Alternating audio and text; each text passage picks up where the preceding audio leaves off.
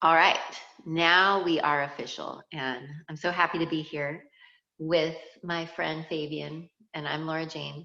And Fabian, how do you say your last name? I'm not even going to try. Bucolet. It It's not that hard when you say it. no It's just when I look at it, for some reason, it intimidates me to want to say it. Bucolet, is that right? Bucolet. Yeah. Oh, there was like a PH. TH sound. Yes. Bucolet. Yep. Um, Well, I'm so glad to be here with you. And yeah, I've loved having a couple video conversations with you, and I always know I want more because I feel like you're such a powerful speaker and teacher, and you have such an interesting background and range of experiences that I know about. There's probably way more. And yeah, I just think, especially now, I'm so excited to hear from you in whatever comes through here with just in response to how we're doing right now and moving through what's happening in the world. So welcome. Yeah. Thank you. Thank And you. I mean, you just watched my journaling webinar I did 2 days ago. That was a lot of fun for me to deliver.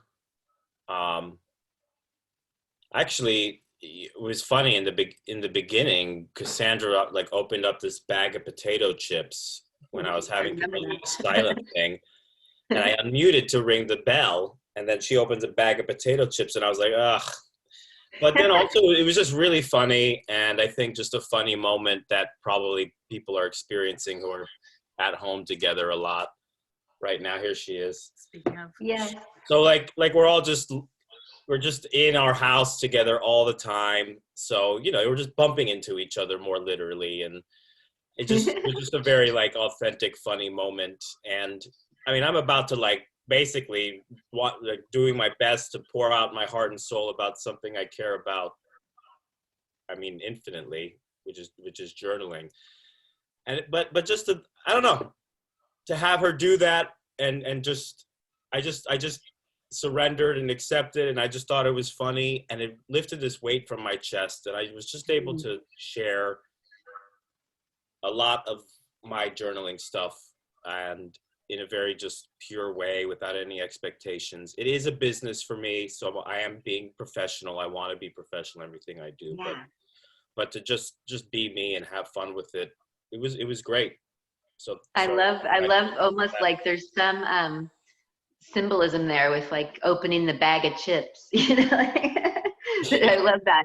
And even that you were able to process that and even share that during the workshop, how you realized your reaction and then it actually shifted you. And yeah, there's Did. something about that story that seems especially helpful and relevant right now. And yeah, I love that that is one of the ways that you've responded, is coming forth with wanting to bring your journaling work to people more right now, because more of us are home and having time perhaps, and even good reason to want to get in our journals. And like I told you, I got some new insights again, even though I've been journaling for 20 years and I've listened to you and talked to you some about journaling and taken some of your courses. I still got so much new insight on what happens when we get into the journal and the ways that we can use it in our lives. And I really appreciate that that's some of what you bring to people, and that that's what you knew you wanted to. One of the things early on you're responding with is bringing that to people more Yeah, now. well, I'm curious to hear. Maybe you'll share one of the things that came to you. Yeah, well, I Go could, ahead, like, go ahead. one of the things, but go on, tell me what you want to say. All I wanted to say real quick, and I said this actually on the webinar, was this is what I do, and I've been 100% committed to figuring out how to teach people journaling, guide people into having a journaling practice, support people in that. And it really just boils down to people like me convincing. Enrolling is, I guess, the term we use here. Enrolling people in their own deconstruction. Enrolling Oh, people to have a practice of self-study and ah, showing them, look, it's worth it. It's worth seeing what's possible here other than just like keeping a diary, or which is great. I love it when people keep diaries. Essentially, I am keeping a diary in my practice as well. But this is what I do. Like, the coronavirus didn't really change anything. This is really what I was already doing. It's not, Yeah. ooh, the coronavirus, I should do this. Yeah. Have felt this way for a long time. 4 years I tried a year ago to started making it professional. This is the year where I was really turning the corner in a business sense. Yeah. Like putting together the whole business model with my ability to teach the course. It was all clicking. I just finished teaching an 8-week course, and then the coronavirus situation happens as I'm teaching my biggest course ever. And it was just like, wow, like it's perfect. And I know a lot of us in the healing and the spiritual world feel that way. Like it's really an opportunity right now. And we're literally being asked to go inside, spend more time inside. I think people should go inside themselves if we're literally asking to contract and go inside, then why don't we like metaphysically, spiritually contract and go inside? And I have the tool to do that. One of them, perhaps, in my opinion, the best one, or it's my favorite anyway. But with things like meditation and breathing and EFT and other techniques that bring us inside, just even like basic meditation, sitting in silence. Journaling is something that really lets you do that with a lot of intention, not just sitting there like quietly, but with like intentionally digging into oneself. So I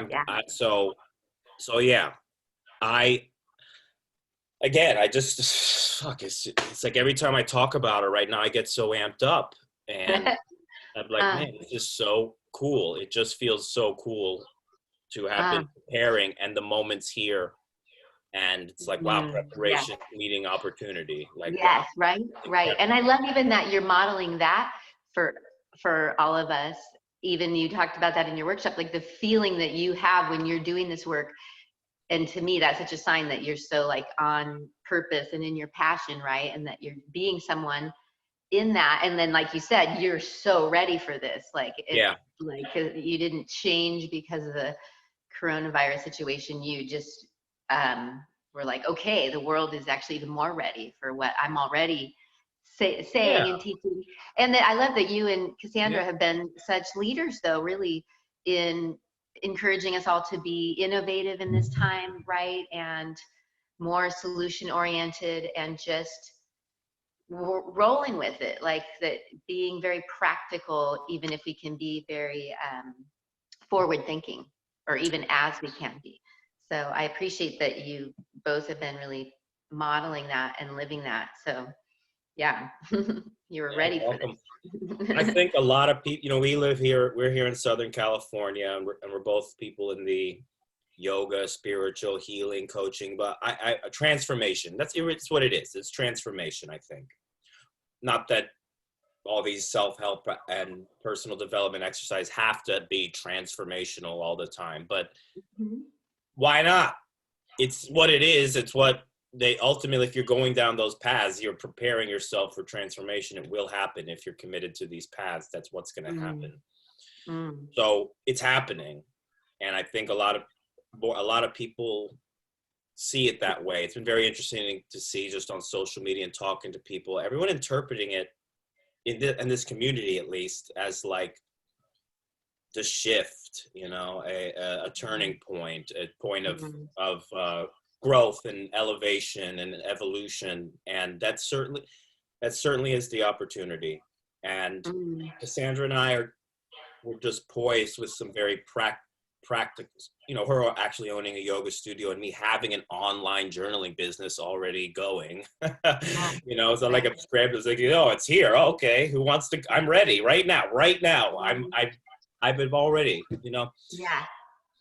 I would encourage people on the spiritual path and that to get practical and figure out how to ground these concepts and not be so esoteric about it, and just be like, this is what we've been preparing for. Journaling can be very esoteric, and I romanticize the hell out of it. And it shows in my, the pens I use and the journals I use. I like to make it look beautiful, but it's just staying grounded.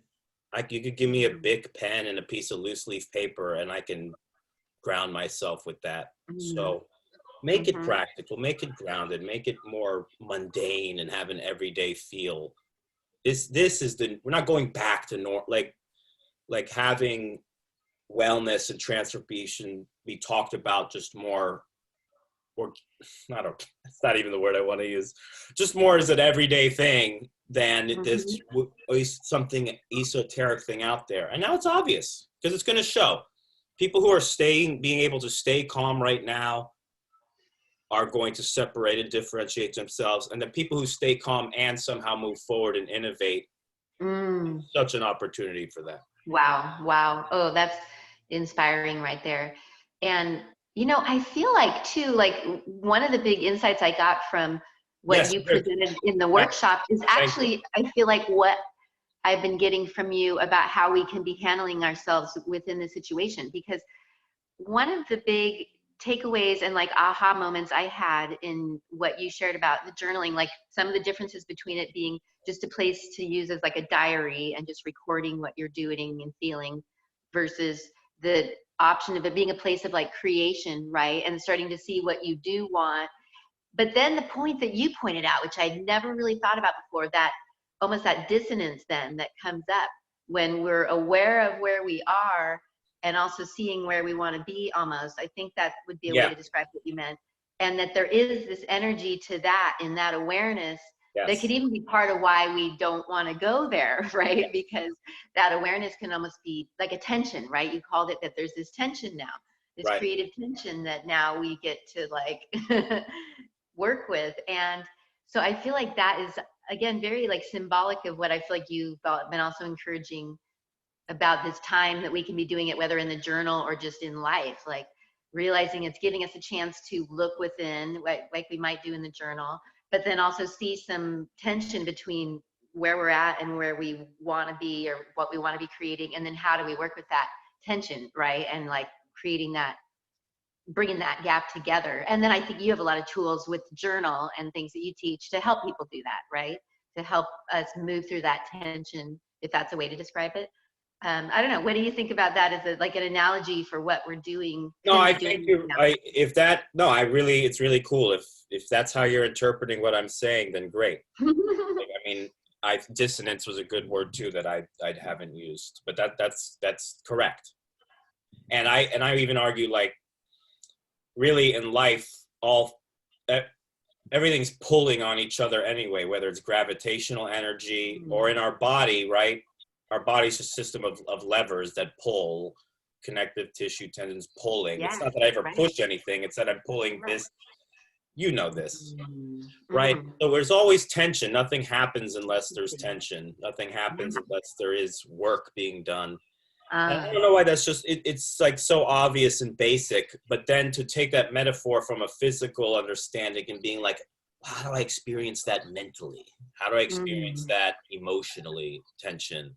How does that concept manifest? How do I experience it in those ways?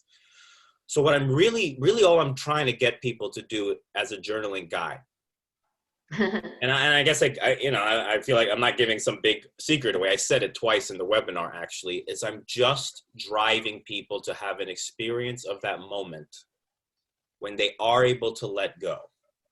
When they are able to lean into the tension with more intention, feel it, and just let it be. Just sit with it. Wow. Yeah. Ooh. Which is a couple people in the webinar mentioned, 2 people actually I talked to about it, mentioned like their hand cramping as they go because they can't keep up with their thoughts. And I'm like, well, that's the whole point. Slow down to a pace of writing where your hand isn't cramping. And then notice the emotional experience, and I guarantee it'll be that slowing down alone with the technique of journaling will make you feel your feelings more. Are you willing to do that and stay with it long enough to the point where you then experience that surrender, the coming out, the other side, which is the magic side that we all want, where there's a release, a letting out, an acceptance, and then this is where spontaneity and creativity expresses itself so spontaneously, and you just let go, and then boom, a new thought pops up, A Uh-huh. thought that now is empowered, a thought that is now Ah, forward leaning instead of uh-huh. reactive. And if I Ooh, can, in a journaling course, whether it's a 2-hour webinar, a one-on-one talk, ultimately in my 8-week course is what I want everyone to do with me, to be honest, because then we have okay, 8 weeks yeah, of intentionality to make it I happen bet. over and over again. Mm, I So bet, that when yeah. my students finished 8 weeks, they're like, oh my God.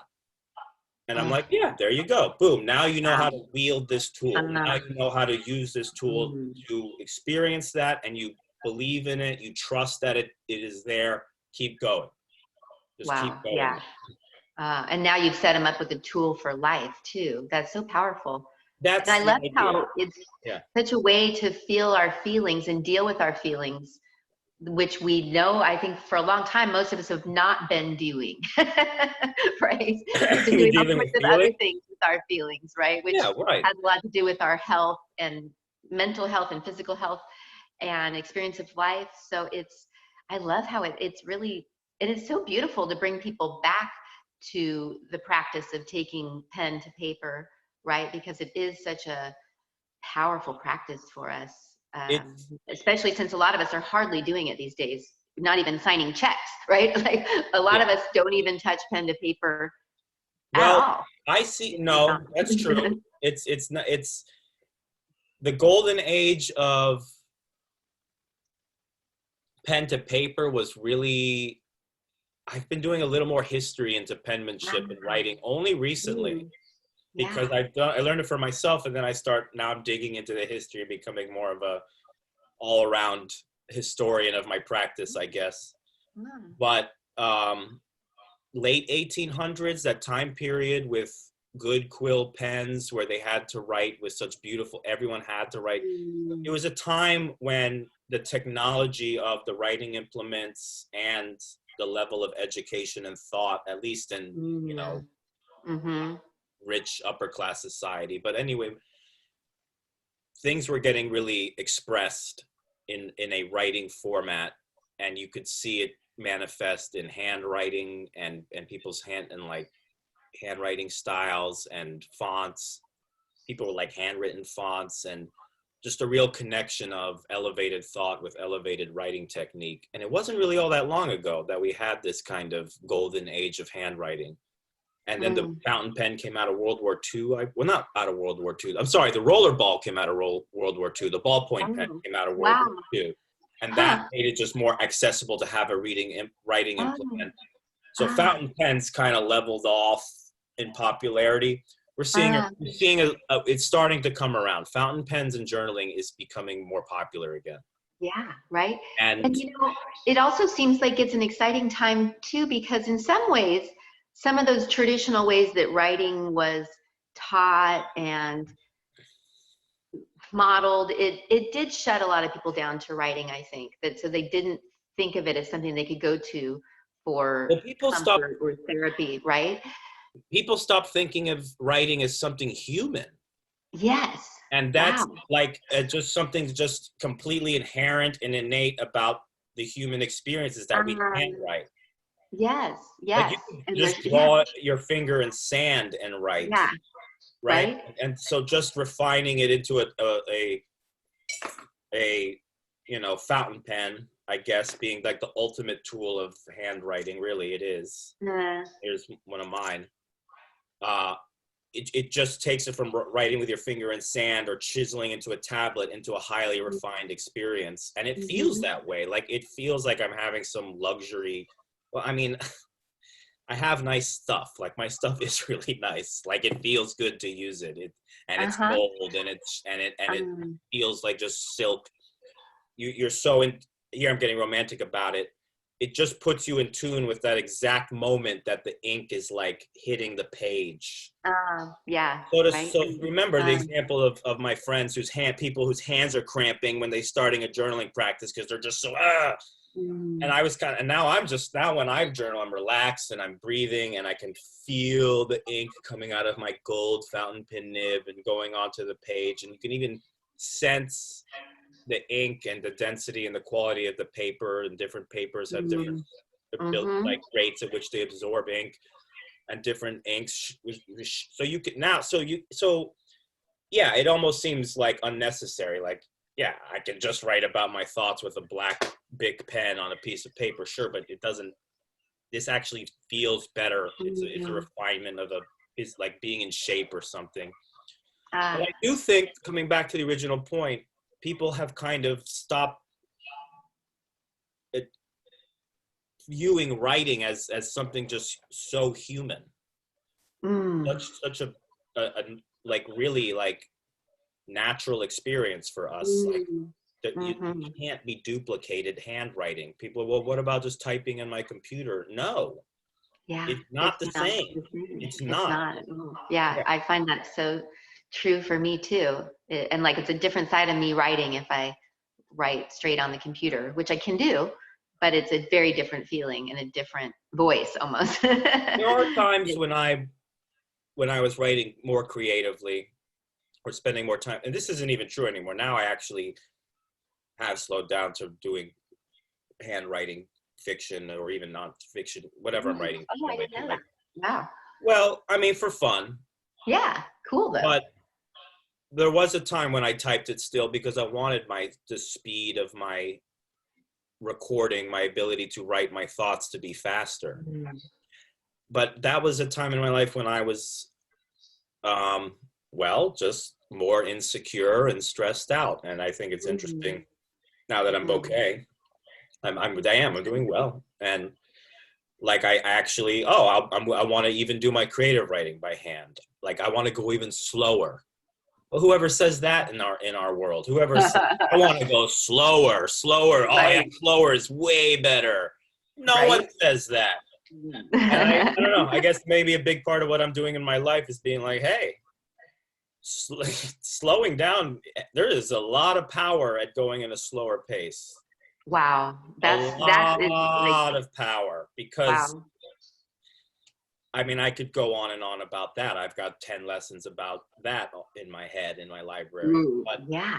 But coronavirus, right? It's forcing people to slow down. I think that was the kind of connection I made right away when coronavirus happened was, people are going to have to slow down.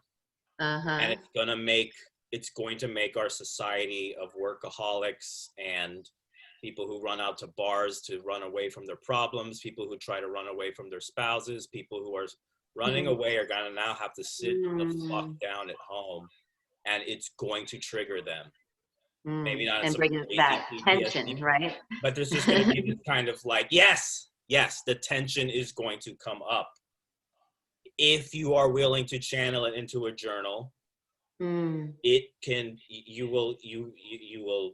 be life-changing. Wow, says it right there. Yeah. But I love that you do kind of share this idea that we don't have to be afraid of the tension, to kind of know that's going to be part of the process. Well, that's the point. Like, transformation, right? Transformation is going to involve that tension that we might be feeling like right now if we're slowing down, and if there's a tension to that, even if it's exactly what we need, right? Yes. Yeah. Even in studies of personality, however much you want to buy into like the Enneagram system or other things, they would claim, and I believe this just from observation and studying, what am I trying to say? Just studies on demographics or whatever, like in the way people deal with stress, and I just comb through them things. The thing that sticks out to me is how much our society deals with stress by, again, speeding up, working more, partying more, just being multitasking, jumping from one thing to the next. And I'm like, slow down and handwrite. And it was brilliant. Like 2 days ago, I teach this webinar. People are like, oh, my hand's cramping when I write. That's my body telling me to slow down. I'm like, it seems like honestly, I forget like something very simple. So when I teach journaling, I just look for that initial tension or resistance comes up. I say, go handwrite. And some people say, oh, but my hand hurts. Some people say they're scared. Some people just freeze looking at the blank page.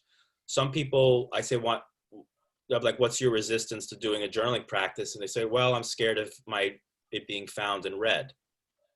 And it's shocking. Actually, I was shocked by how many women, especially who I talked to about journaling, who had their diaries read by a parent or sibling when they were little girls. And it wrecked them. It was just a complete violation. And so it's been very interesting for me to kind of have to work on that initial hurdle with people, to be like, look, all I did was ask you to handwrite down some of your thoughts, and boom, look what happened. Your hand's cramping up. You're getting triggered about your childhood. You haven't even done anything yet. So just by asking someone to take the very, very, very, very, very, very first initial step of picking up a pen and putting it to paper, already tension comes up. Yes, right. And it's fascinating for me as a guide, because I'm not a therapist. I'm not trying to therapize people, but I can I just immediately see it. I'm like, there, boom, something's right there. You haven't even done anything yet, and I know. Because so many people, they can't look at the blank page. Their hand cramps up, or they're having that emotional thought of like, what if someone sees what I write down? And then there's now you've opened the box and you can start digging into yourself. Now you've opened the bag of chips, right? yeah, just by asking someone to handwrite. It's pretty wild. But that really shows me why it makes so much sense to have someone like you ready to guide people in getting more solid with their practice, because it's so true. I mean, I've been encouraging people to journal over the years and given all sorts of ideas, but it's hard for people, I think, to get into it on their own and stay with it, right? Because of this very thing. Because right away, tensions are being brought up, and our inclination is to move away from that, right? And to put it down and to be like, that's uncomfortable, right? So it does seem like next level, what's necessary to really get into a journaling practice and benefit is to have that kind of consistent guidance.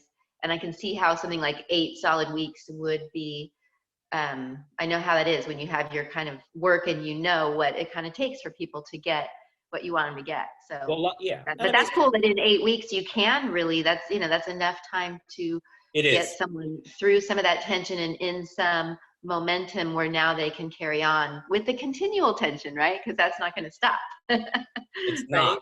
And again, it's not going to stop. But what the liberation comes from is trusting that if you surrender to the tension, there's going to be some payoff. There's going to be some amazing opportunity. Yeah. So it makes it worth it. And like you said, it's not that like journaling is like you said people don't need to be scared of this. That's true. They don't, but they're going to feel what they're feeling. Like, I can't make like, hey, don't be afraid. Like telling people to calm down or not be afraid is like the worst. I've learned is the worst thing to do. And I used to do it a lot. And it's really bad. It's really bad to do.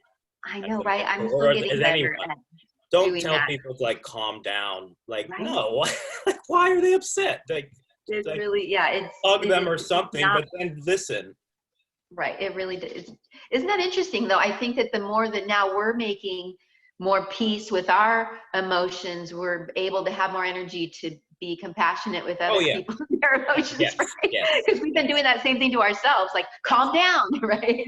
And so it's like, now that we're starting to treat ourselves a little better, we can start to treat other people a little better. Well, what I love about, you mentioned me being as a guide, someone here, and how you see an 8-week course being beneficial. Like I said, January 1st, 2016, I literally wrote in my journal, I am going to be a journaling coach, guide, mentor. We'll see. Now the term guide is really the most appropriate thing.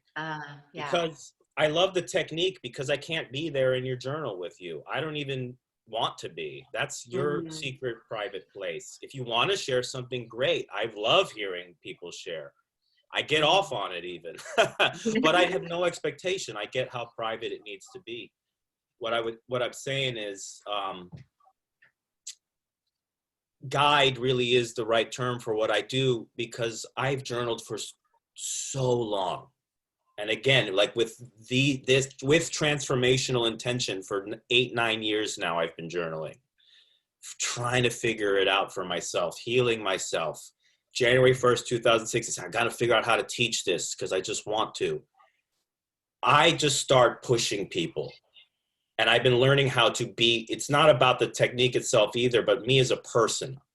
Mm. People have got to trust me and believe I mean it. And if I'm insecure like I was, it doesn't work. They want to know that someone's there, someone's going to, where the value people get from me is that I've been down all the pitfalls. Mm. I have hit all the pitfalls of journaling. I've used journaling as an addiction, as an escape. I've used journaling as a way to just write to myself, I gotta calm down. I gotta calm down. So so I can look back at those journal entries and be like, wow, I used to be really hard on myself, and I still am. But so the journal is real. You write it down, it's real. I think that's one reason people get scared of it. Once it's down and you look back on it, that is something you wrote, unedited. Can't take it back. You can't press the delete button. That came out of you. You have to own it. If it comes out of you onto the paper, now you have to own it. Powerful, perhaps intimidating at first for some people, but powerful. I don't generate those moments for people. I steer them away from pitfalls or pull them out of pits so that they can keep going. That's what I do. Wow, so clear.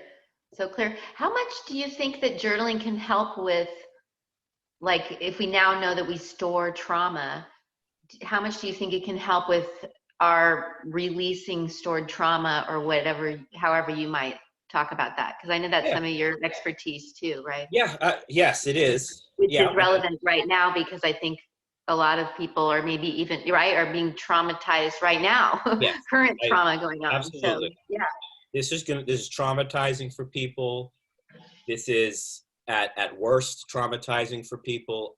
And even for all of us, it's a new pressure that's why it's like so interesting. Like globally, we're all feeling some level of crunch. Some people way more than others. I get it, but the point is the same phenomenon is putting the pressure on everyone. And so your question was, how does the journaling literally deal with trauma? Was that your question? Yeah, or can it be a way, do you feel like it does help us release stored trauma, and that, or has that been clear to you? Yeah, oh yeah, for sure. And people who, again, I am a military veteran who's dealt with that as well. So, and have spent years supporting other veterans with trauma in one way or another. What I would say about dealing with trauma is, you want to have a community setting for that. You want to have a therapist you trust and have rapport with. You want to make sure you have your community. No one needs to deal with trauma alone. That's, first of all, I would not say like journaling is the one thing you should do to treat trauma. Journaling is not really the one thing you should do to treat anything. It can be. And when you work with me, it's not, you're also getting me, right? You're getting feedback from someone. So it's not you alone with the journal. You have a man named Fabian who is in relationship with you. Yeah. So I've had to learn to take that part more seriously than just teaching someone how to write or get them encouraged to write. I've got to be there for, when I say you work with me for 8 weeks, that means I'm going to be there with you for 8 weeks. Yeah. And so that's so just understand, it doesn't happen. Yeah, you are going to go off on your own and have your own independent journaling practice. But when we're really working through things, and this is all of life, right? We have our personal rituals and habits for self-care and healing, but they need to happen within a community context. And I think especially with trauma. Wow. Where journaling helps is that, like, I've done group therapy at the VA even, and other places where I met Cassandra even, when she was a coach, my wife.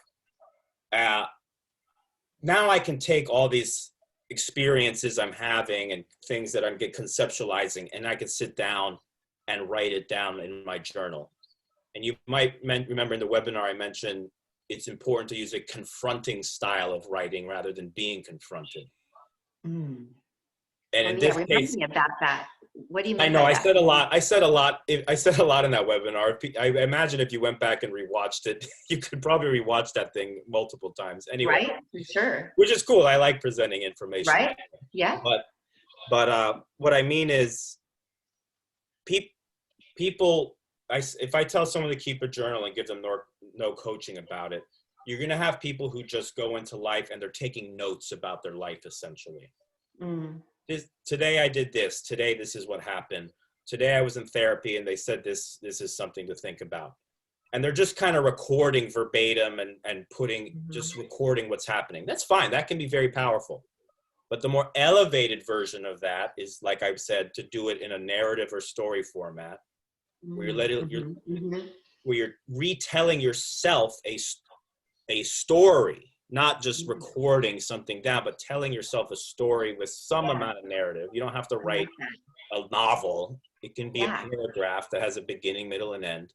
Yeah. And confronting, meaning I sit down in my journal and I'm like, today I learned this, and here are the questions I had about it. I felt this way while the presenter was talking. I was in therapy and this person said that, but I'm not sure that's quite what they meant. Or what you did at the very beginning of this video.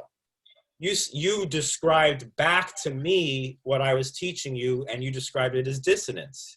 All right, well, that's confronting. You didn't just completely take my word for it and write it down in notes and move on.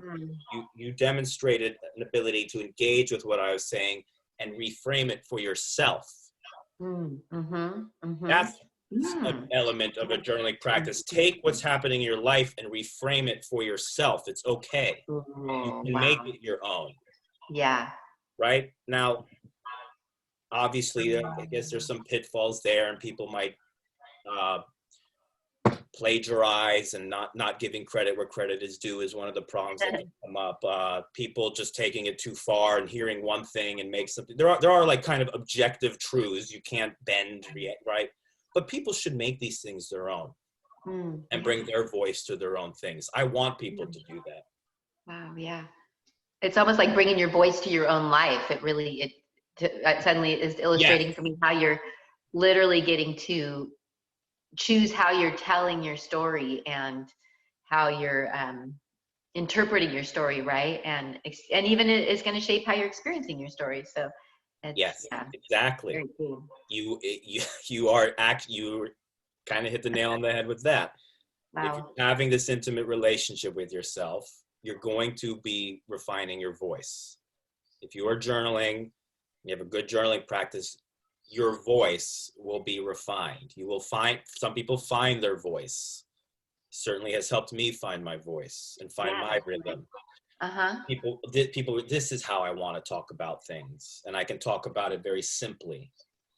And I believe simplicity is very powerful. If you can, I believe I'm light of love talking, obviously. And I also believe that if you can say something in 5 words that you could have said in 10, just say it in 5. If you can capture the whole essence and spirit and emotions around something in 5 words, then do it in 5 as opposed to 10. Now, do I always do that when I'm speaking in conversation? No, I'm not personally, but in writing, yes. And so the point is I can choose. Right. Well, and it also, that shows us how that can be like a practice place for when we are speaking with others. Yes. And it's really showing me too how much it's our place to work on that self-talk, right? Because yes, I mean, it's just so, and I love how you're helping open this up to me so much, even though I've been like the hugest fan of journaling already. So I didn't know I had so much farther to go with like realizing what it does for us. And because again, what so many of us are so clear that one of our big problems has been how we talk to ourselves, right? And our relationship with ourselves, and how we're pretty much assholes to ourselves, and how much that doesn't help. So I love how in the getting into it, the journaling life is a place where we can rewire that, really, right? But again, with the support, really makes sense to me now, like why that would help so many. So yeah, I appreciate that you're bringing this forth at this time. Because again, maybe more people have space and time and need for it now than ever, right? And could really use this time as a time to rewire their relationship with themselves. I would love for people to remember that this is part of our humanity. Uh, It's part of what makes me. It's just like like I'm human. Okay, what does that mean? I mean, whatever. Like I have opposable thumbs. I stand upright. My brain is bigger. And what comes along with that is my capacity to carve out a tool in a highly refined way that lets me record my thoughts.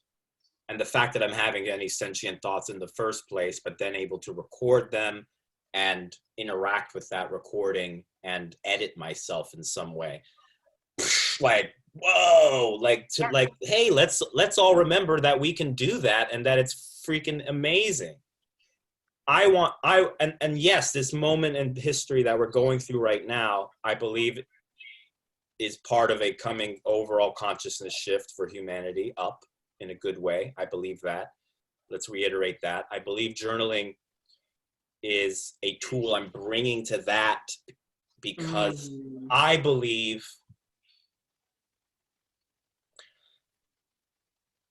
people I think this is a more high-minded thing. I believe part of what's happening that's coming in the next years and decades is people are going to become more individualistic and unique and expressive and figure out then how to reintegrate that uniqueness in a whole or a community and just be part of a broader organism. Wow. So we as individuals have the opportunity to be more individuated and unique while we're actually growing in connection to each other. I love that. And so more connected all around. Yeah, because more a lot of people with ourselves and more connected with each other. Right. Because I think right now we're at a place where people get like, okay, we are all one. We've got the internet, we got GPS, we can see the whole planet and put all the people, like see the planet as a whole. Really, for the first time in humanity, we've been doing that for, I don't know, 50, 60, 70 years now. Like it's people are like, hey man, we're all in this together. Like we got to take this whole planet, we got to take care of the whole planet together. Okay, people are, it's generally becoming understood now across the whole planet. I think what was at risk of getting lost was individuality a little bit. I think in that people were like, we are all one, we're all one, we're the same, we're all the same. Yes, and we're all unique. Like we get to put the two together now. We get to put the two together. Wow. Yeah. And instead of just trying to fit in and blend in and get all together on Team Earth, yes, let's keep doing that, but also making ourselves as individuals more unique, because that is the power of diversity. You know, people like to pay lip service to the power of diversity, but then squash it. America is so guilty of this. Our power is in our diversity, and then no, they're just trying to make everyone a fucking consumerist idiot. So fuck that. I'm sorry for cursing, but that's what I'm fighting straight up. I'm like, no, we are all one, and we're all have a creative essence that I want to shine. And we can do both. Yes, and I agree that, and even honoring our differences, and that none of us are, we all have our unique essence, and none of us are exactly the same, is going to help us enjoy being connected, right? Yes, it's gonna make it fun being connected. Yeah, totally. Exactly. But I'm so excited to keep getting in that consciousness myself. Yeah. And I'm just thankful that people like you and Cassandra, who can have a vision for what could be ahead right now that isn't just bad either, right? Because like some people aren't even ready to talk about how they're feeling right now, much less be in a position of like leadership. So I'm thankful that if this. Yeah, I mean, if this had happened 8 years ago, God, I would have been a mess. I would have been wrecked if this had happened 8 years ago. I was depressed. I was burning bridges with friends, bridges that are still burned. I mentioned that on the webinar. Sad. I'm over it, honestly. Like I've learned how to move on, but I was burning bridges 7, 8 years ago that I would have needed to get through this thing. So if this happened 8 years ago, So I can empathize. I can get how this situation is just Yeah. absolute hell and misery for some people. Okay. But I seem to be okay. I got a wife who's great, and we're teamed up on this, and the people were all this we were already hurting. We were Yes. all already hurt. There was already people hurting. People were already hurting. Yeah. And now, okay, we're all feeling the crunch together, but damn it. When this really went down, when it really became clear that we were going to go through this in America, I was giddy, and I still get very excited, but there was a darkness to it. And I'll admit this. When I got out of the Navy 15 years ago, I was so bitter. I had been stationed in Japan. I came back here, and I was like, man, this place sucks. America is just this. I just went out and busted my ass for 6 years in the Navy because I cared. I thought it was a good thing to do. And in many ways it was. And in many ways I am a Navy man. It's just in my bones. That's like how I think about things, for sure. But I was like, fuck, I just suffered so much, nearly died. Gave away my college years to the Naval Academy. I didn't go to college and party and bang chicks. I was fucking training to be a warfare officer. And I was fine. But then when that bullshit war happened, so we got this terrible, stupid BS war, and then I come back to America and people seem completely disconnected. I was like, fuck all of you. And it took me for a long time, that's the way I felt. So when the coronavirus thing came up, there was still a little piece of me that was like, good. Now you all get to feel the fucking pain. Yeah. Now you all get to feel what it's like to be under pressure and have to be personally responsible. And it's true. All you have to do is buy some groceries and sit the fuck down at home, and you can do something for humanity. You don't even have to join the military. Just at least isolate for a little bit. And a piece of me was like, good, you all deserve it. All right, well, fair enough. I'm just being honest about a little, I felt, but, and that's true. Everyone has this opportunity right now, but now I don't feel like no, I actually don't want people to hurt. They're hurting anyway. It's not even my choice. People are going to be somehow hurt more by this situation, especially acutely. For the short term, it's going to feel worse for a lot of people. Me too. I'm not happy about it. Yeah. But I see the opportunity now. And like I was saying, it is about, if we can do our inner work here, I trust that love will spontaneously and automatically arise. And when people say love is all you need, it's kind of like, okay, we actually have a moment to experience that. People can now wrap their head around that. We have a moment that's going to let people feel just love and like missing it right now in many ways, perhaps, and maybe bringing some more awareness and gratitude just to the mere experience of love. So I'm all about it, from being in the trenches and having to be grounded and practical and just make sure our businesses survive. And I'm also all the way with the highest wooey concept of love. Yep. See, and this is why I knew I'd be stoked to talk to you. Yeah, we have a chance to we really get to do it right now. And we always had the chance, but now it's like a mandate. Yeah. It's like, might as well, right? And it does might feel as good. well. Seriously. To be in creative mode feels good to me too, as a response to just be in this mode of wanting to create right now and contribute. So thankful for that inspiration. Well, gosh, that feels like a good place to call it to a close. I think it's almost been an hour, which I knew would be easy to fill. But I so appreciate it. I feel like it was a great conversation, and people will enjoy getting to hear more from you, really. So anything more you want to say before we close it up? and Well, I including know days it's so people can funny do. because as soon as we get off here, I'm going to work out and then I'm going to finish editing that webinar recorded 2 days ago and I'm going to send it out.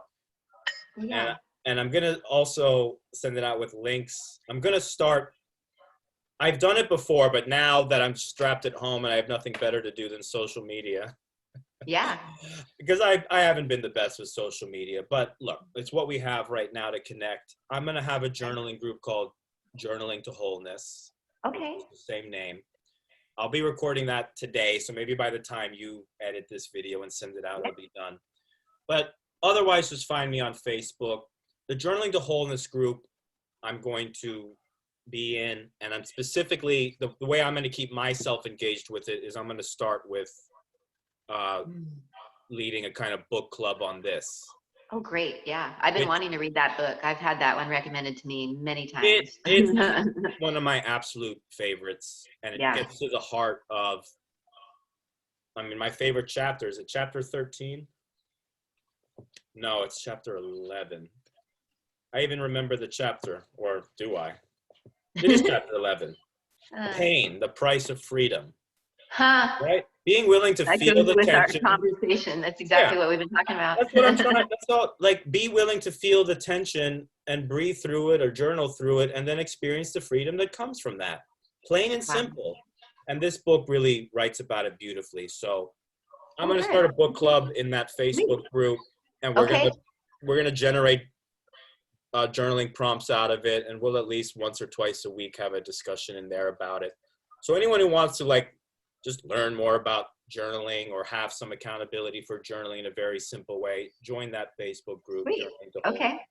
I'll look forward to that. And that's perfect timing then. I'm glad we can that's it. Promote that. I'm glad we can promote that as part of the timing of this video. So awesome. Yeah, Sweet. I am recruiting for my next 8-week course too. Okay. And so anyone who really, really, really wants to get serious, and let me say, like, 8-week course is a commitment. All right.